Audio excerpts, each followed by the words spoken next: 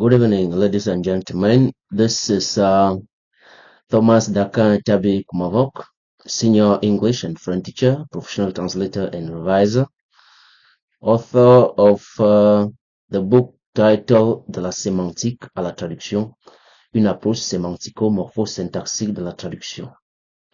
The book was published in France last May 2025. Well, in this video, we are going to discuss the translator role with regard to the source text. The translator play a tremendous role in providing as far as translation is concerned. So, to better understand, to better tackle the translator role with regard to the source text, we are going to look at four major points. The first point to better understand the translator role is the fact that the translator need to read through the text. The translator need to read through the text. Reading through the text here doesn't mean skimming the text, because if you skim the text, that means if you take a brief look at the text, the utterance that you have, then you run the risk of achieving a wrong understanding of the utterance that you have in front of you. So you need to read through the text carefully in order to make sure that what you understand, the first impression that you have after reading the text is the first impression or the first idea or understanding that you have in mind after reading the text actually matches with the actual utterance that you have in front of you, because it's sometimes we've come to realize that you may have something in mind after reading a passage, and that the idea that you have in mind is not what is written because you did not read it well. Crucially, good reading makes room for good understanding. On the other hand, wrong reading brings about wrong understanding. It means if you did not read well, you will not understand well. So, and when you don't understand well, you will have a false impression of what is written. That is the first point. So, the first point consists in reading the text well, reading the utterance well, and making sure that the first understanding of what we read is actually that we've carried out a good reading. That's the first point.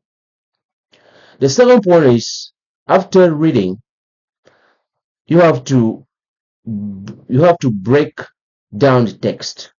You have to analyze the text. We analyze the text because we are looking for incongruities or inconsistencies. We have to make sure that there is no inconsistencies in the text. That's why we have to break it down. We break down the passage, sentence after sentence. If it is a paragraph, we break down the paragraph and make sure that what is written doesn't have any inconsistency. So there is no incongruity in what we are reading. So that's the second point. The third point consists of correcting the text, correcting the sentence or the text that we have in front of us, because experience has proven that not all texts are clearly crafted. Not everybody, even native speaker, as we know, to err is human. So everybody can commit mistakes. Everybody can commit error. So whether you are a native speaker or a second language speaker, it goes without saying that you can write by making mistakes. So the translator has to make sure that they correct the text in case they pinpoint error or inconsistencies. If you happen to pick up on errors of the text, in the text, you have to correct them before you proceed. So the third point is correcting error when necessary. So if we happen to have error in the text, and correcting error will give rise to improving the formulation that we have in front of us. That is, improving the source text in case it entails error. We improve it. That's the third point. The fourth point, or the final point, is rephrasing. Rephrasing. Why do we rephrase? We have to check whether we have understood. Rephrasing entails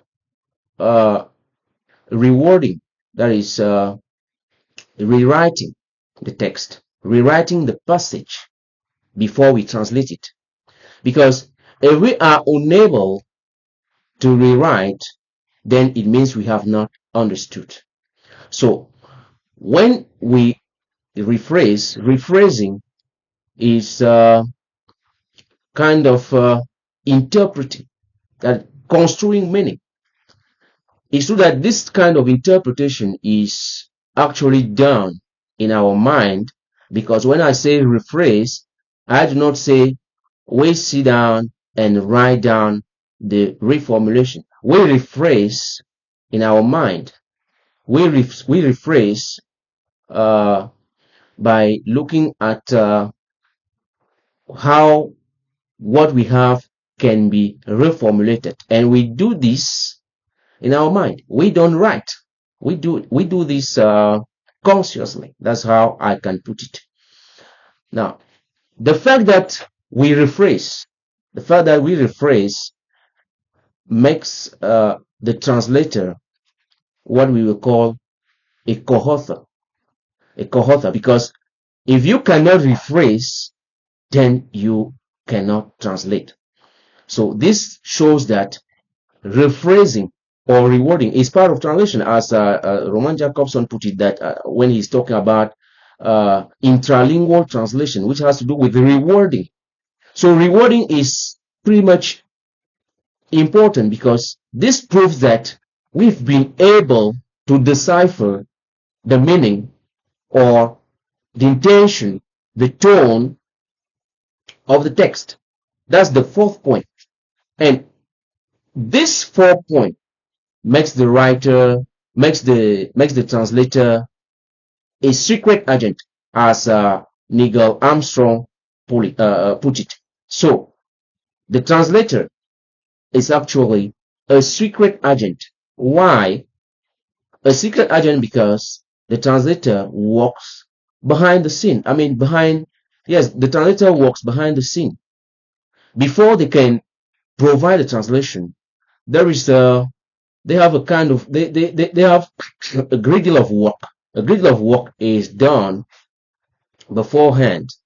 So that is why the translator is as a secret agent, and this is corroborated in Nigel Armstrong book entitled Translation, Linguistic and Culture. So this is pretty much important.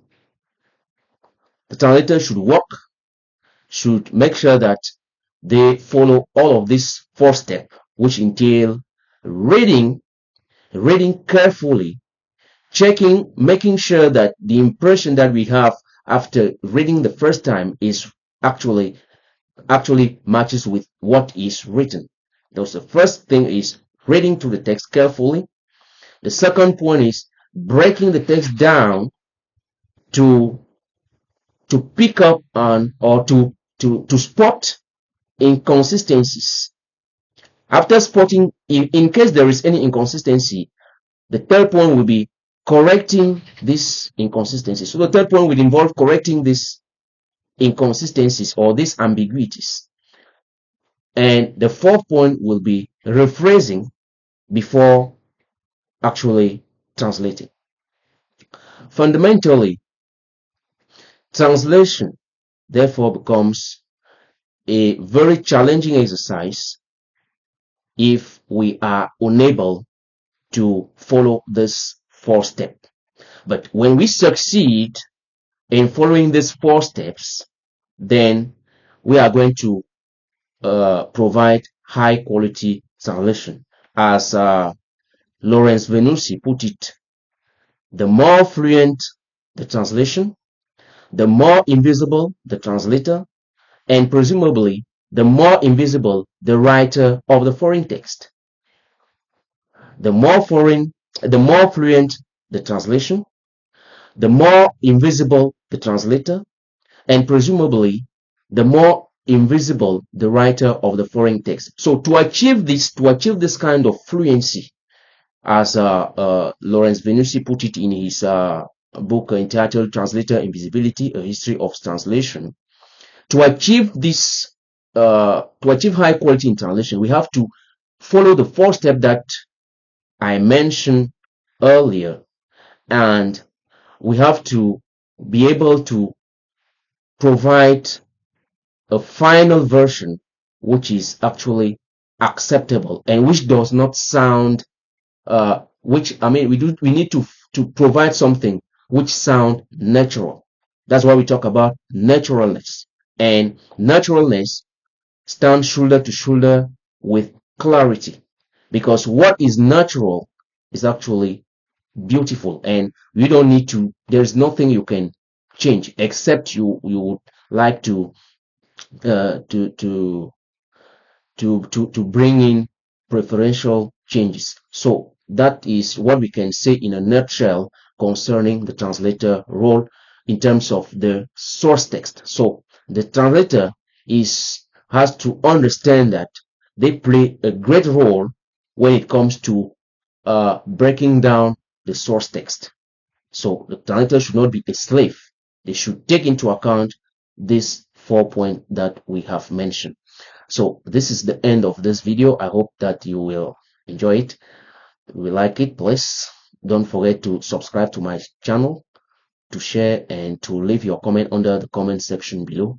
In case you need the book, you just need to click on the description below, then you will get all the information related to my contact details or the publisher details. Thank you very much for watching, and see you soon.